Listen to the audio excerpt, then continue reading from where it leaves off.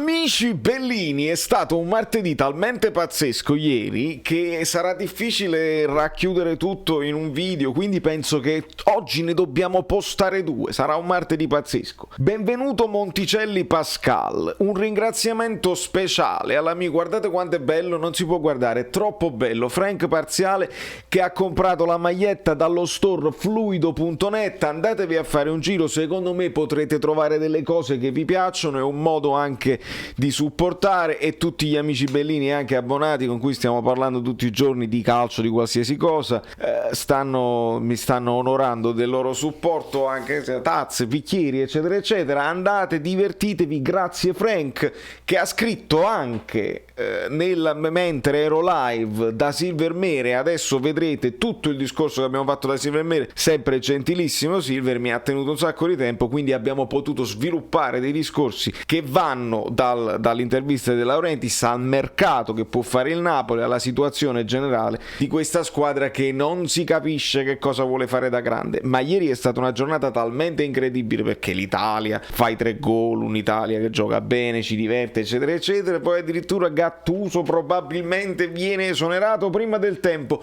Anche di questo voglio parlare, ma credo che andrà nel secondo video. Vediamo se a fine video faccio una postilla oppure no. Lasciate un like, iscrivetevi al canale, che capace che scatta un altro video oggi, perché voglio saperne di più.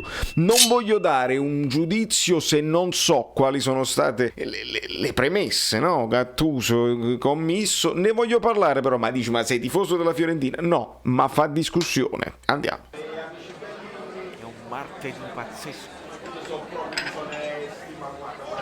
Rumori incredibili, rumori. A New York, per il caffè che è sempre ottimo, con marchio tipicamente napoletano, eccolo lì, Valerio Fluido Celentano, fa anche rima, guarda cosa ti ho tirato fuori. Ciao Valerio! Straordinario Silver come sempre. Ma fammi capire, il troll è statunitense, mandalo da queste parti. Il troll, ma pensate, il troll è statunitense soltanto per bandiera che da icona accompagna un nome fittizio, come quello scudetto lì. Come parecchi, vabbè, ma lasciamoli perdere, perché poi alcuni di loro se ne vantano pure, sono Sì. più contenti così, vogliono vincere in quel modo. Noi invece abbiamo sempre, io l'ho notata questa cosa, il tifoso del Napoli soffre quando c'è qualcosa che non va e ci porta magari a una vittoria. Noi siamo alle volte all'eccesso opposto, quando vinciamo anche bene, però dobbiamo essere onesti intellettualmente, Vero, la meritavamo. Spesso succede. Hai ragione, è vero, questa è un'ottima interpretazione. Questa è bella, perché quell'amico Luigi che diceva la squadra è crollata psicologicamente, gli risponde Nicola Esposito, anche Calvarese è crollato psicologicamente. Sono fragili mentalmente. Sì, è una canzone che riecheggia. Lì si crolla facilmente. Allora, cosa ne pensi di questa idea? Abbiamo proposto anche il sondaggio ai nostri telespettatori di un mercato senza grandi cessioni, ma poi low cost dal punto di vista degli ingaggi. Non mi parrebbe una cattiva soluzione, perché io continuo a credere che il parco calciatori del Napoli sia di buona qualità. Poi è naturale che ci sono dei ruoli che vanno definiti. Sì, in effetti ci troviamo di fronte a questa scelta. Fare la rivoluzione tutta d'un botto è rischioso, è pericoloso, perché come si dice, sai quello che lasci e non sai quello che trovi, e si devono riorganizzare. Non è facile, l'impatto con Napoli, con la città di Napoli, con la società, per qualcuno funziona subito e altri hanno bisogno di un po' di tempo per adattarsi. Penso a Lozano, per fortuna Osimhen l'ha fatto bene abbastanza presto, quindi su questo bisognerebbe puntare. È ovvio che tutto sta nelle mani di Spalletti, finché lui non avrà il polso dello spogliatoio, dei giocatori con le sue idee, bisognerà capire se lui accetta. Faccio un esempio, il primo che mi viene in mente, Malqui. Non l'ha visto Gattuso, l'hanno visto poco gli altri allenatori, magari Spalletti lo ritiene in grado di essere il secondo di Lorenzo, benissimo, non ci dobbiamo affannare a cercare un altro terzino destro, e ci potremmo concentrare su quelle altre pedine che vanno assolutamente comprate. Penso al terzino sinistro, penso a un centrocampista centrale e a un difensore in più, al di là della cessione di Koulibaly, perché sono quei ruoli dove stanno uscendo prendendo dei giocatori di sicuro. Poi per il resto la squadra c'è, Silvio, perché il girone di ritorno che abbiamo fatto non possiamo dimenticarcelo solo per quella partita maledetta. Molto maledetta. Comunque scrive Tammaro, io penso che ci sia stato un boicottaggio dei giocatori nei confronti De Laurentiis. Ma regge, cioè hai anche tu questa idea? Perché Valerio, dovesse essere così, naturalmente non avrebbe senso parlare di mercato se non dopo aver fatto Piazza Pulita. No, assolutamente. Io credo che all'interno della società poi, se ci fosse questa convinzione che alcuni tifosi stanno portando avanti, ci sarebbe, no? La consapevolezza di qualcuno che rema contro e quindi lo fai fuori. Faccio un esempio: quello che era stato visto tra i fautori, tra quelli più convinti del famoso ammutinamento, era Allan, e Allan alla prima occasione è stato mandato poi all'Everton da Ancelotti, anche perdendo un pochino rispetto a quello che era la valutazione iniziale di Allan. Allan, ricordiamo che per un periodo poteva valere almeno quanto è valso Jorginho, e poi invece è stato venduto a molto meno, perché quella era la valutazione finale. Non lo so, Silver, questa storia ce la portiamo avanti. Purtroppo il silenzio è d'oro di solito, ma non lo è in questo caso, anzi crea più problemi che altro, e non ne usciamo più, a quanto pare. Quanto tempo è passato? Continuano a chiedercelo. Sì, ma io capisco, perché ci siamo rimasti male, noi siamo rimasti malissimo, perché in un colpo solo, io lo ripeto fino alla noia, in un colpo solo avresti potuto, forte di forbice nelle mani, tagliare i fili al mondo del male. E non ci sei riuscito. E questa è una cosa che incredibilmente io l'ho resa in maniera un po' colorita, no? Però il tifoso ci pensa. Andiamo al telefono? Vediamo un po'. Pronto? Ciao Silver. Ciao Maurizio. Ciao Valerio. Sono Aurelio. Ah, Aurelio. Sì. Ok, Aurelio. Ciao, come va? Tutto bene? Tutto a posto? Abbastanza bene, ci difendiamo. Forza Napoli, Sì, intanto. sai, siamo d'accordo con te. E questa è la premessa. Io quando sento i tifosi ragionare come ha fatto Michele, il tifoso che ha telefonato prima, mi faccio una domanda: ma forse questi tifosi meriterebbero evidentemente un Gaucci, è meno male che non è venuto, forse un Naldi, forse un Corbelli, meriterebbero questi qui, perché non è possibile ragionare in questo modo. Ma come si fa a dire che Laurentiis deve vendere il Napoli? Ma perché lui è comproprietario di minoranza della società Calcio Napoli. Allora, se lui ha qualche compratore, lo presenta a De Laurentiis e dice: fate una trattativa, perché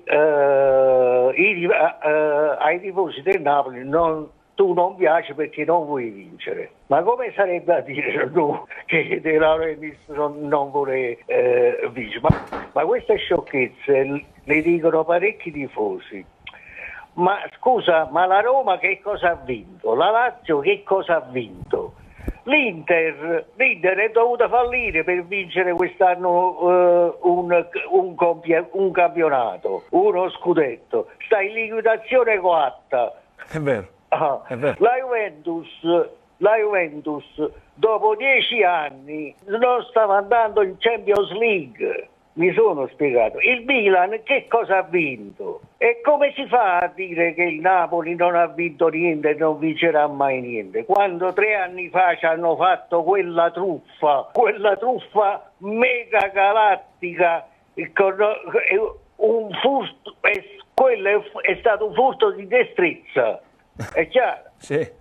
E allora come si fa a ragionare ma tu, così? Aurelio, la risposta Michele te l'ha data, perché io la domanda che tu stai facendo a noi gliel'ho fatta a Michele e lui mi ha risposto: io mi attengo a quello che leggo sulla carta. E allora, secondo me... Ma che significa? Ma che vuoi? E allora lui deve vedere, c'è una verità storica, è chiaro. Non c'è solo una verità sulla carta, c'è una verità storica. Che poi, scusa un attimo... di cui dobbiamo tenere conto. Certo, scusa Aurelio, vado da... c'è la carta.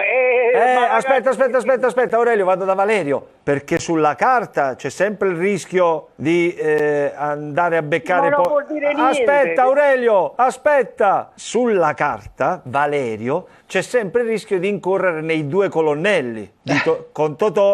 Appunto.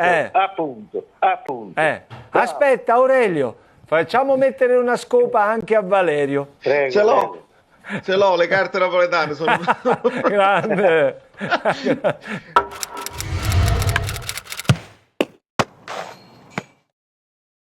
Sì, allora io credo, Aurelio ha ragione, è importante considerare la storia delle società.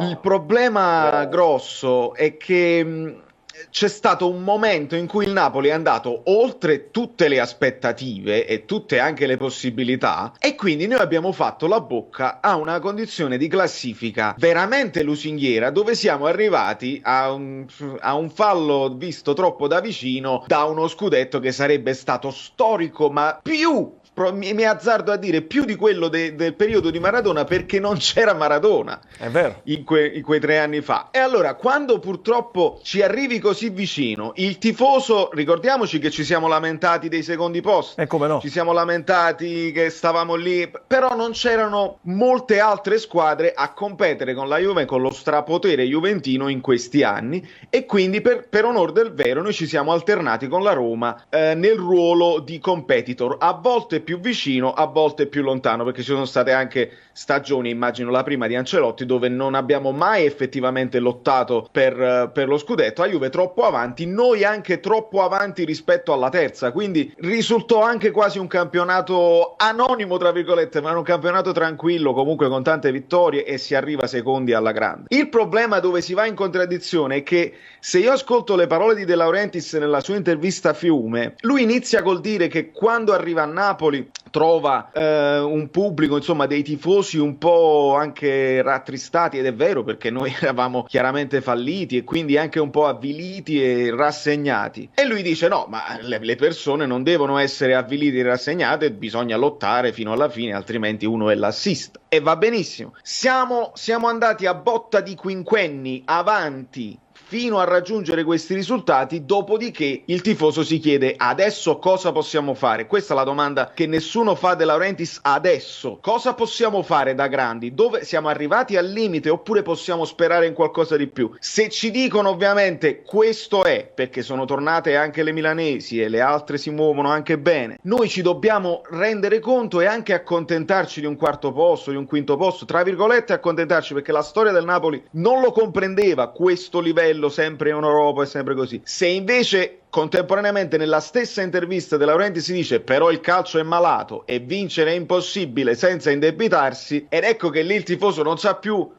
per cosa deve tifare, perché ormai tifare per la maglia, come si faceva da sempre prima dell'arrivo probabilmente di De Laurentiis, sembra che non siamo in grado di farlo più. Non so se Aurelio è d'accordo. Aurelio, che ne pensi?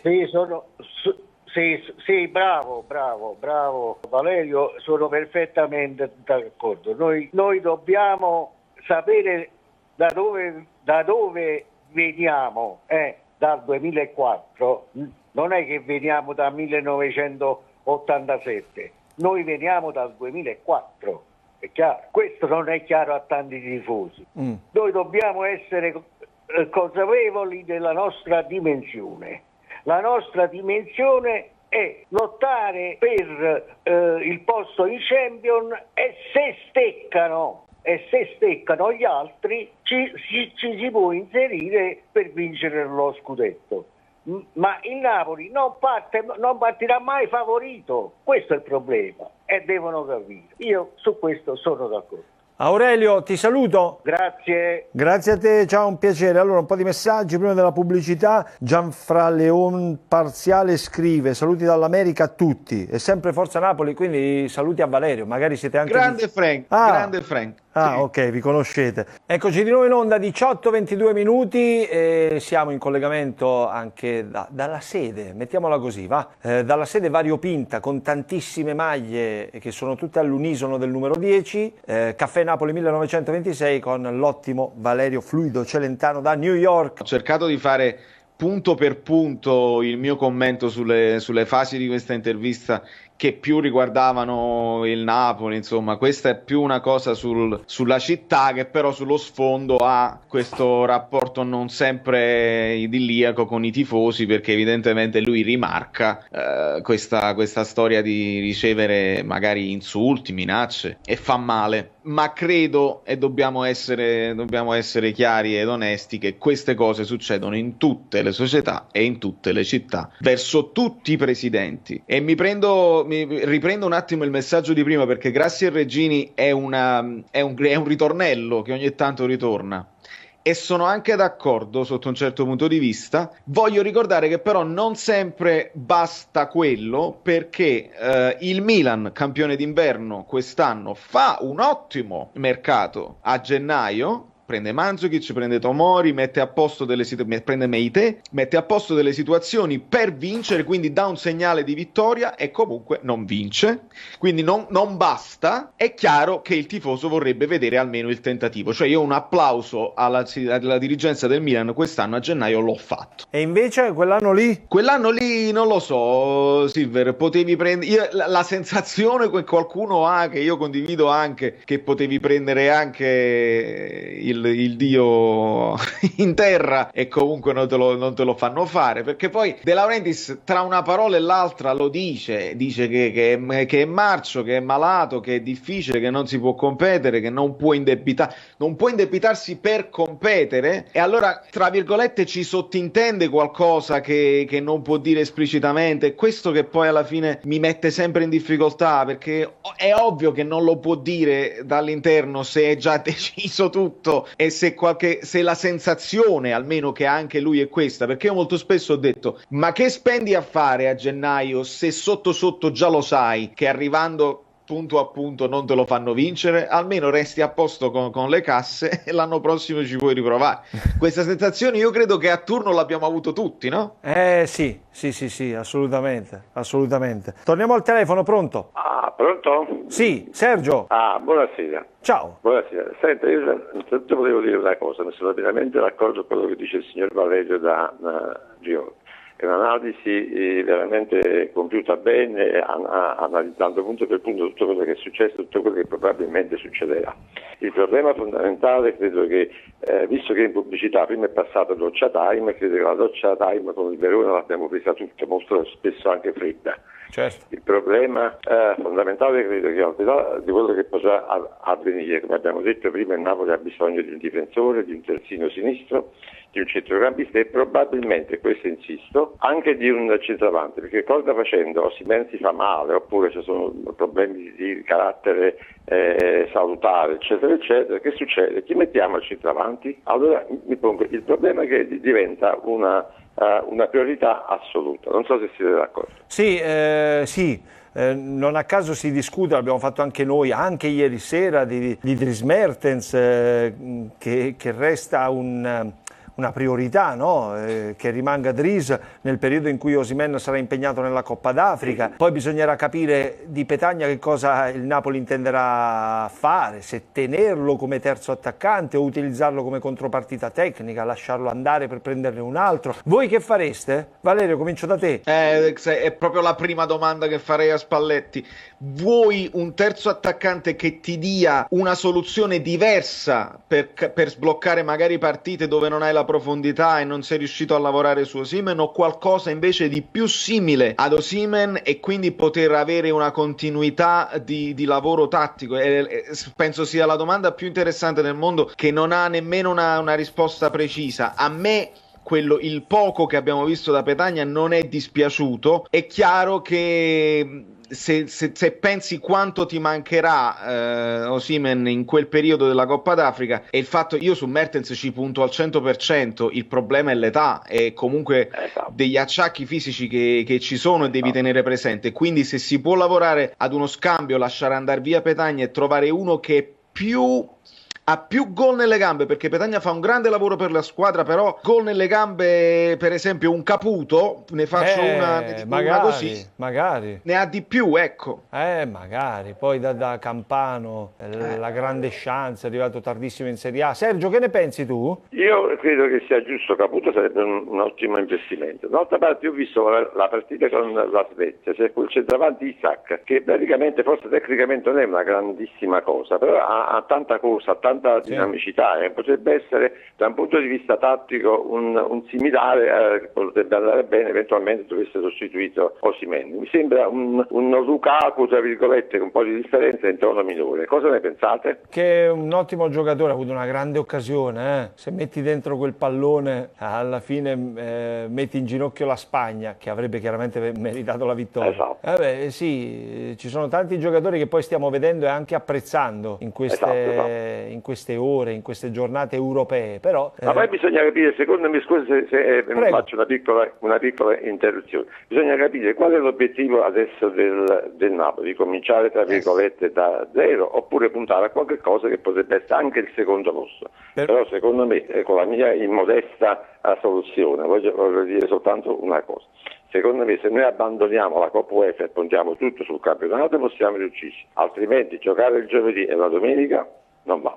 Io non voglio essere d'accordo, Sergio, nel senso che se sei lì in Europa, l'Europa va onorata, sia essa l'Europa League, molto dispendiosa. Per me l'Europa League è una maratona, è come la maratona per il podista, va preparata con santa pazienza.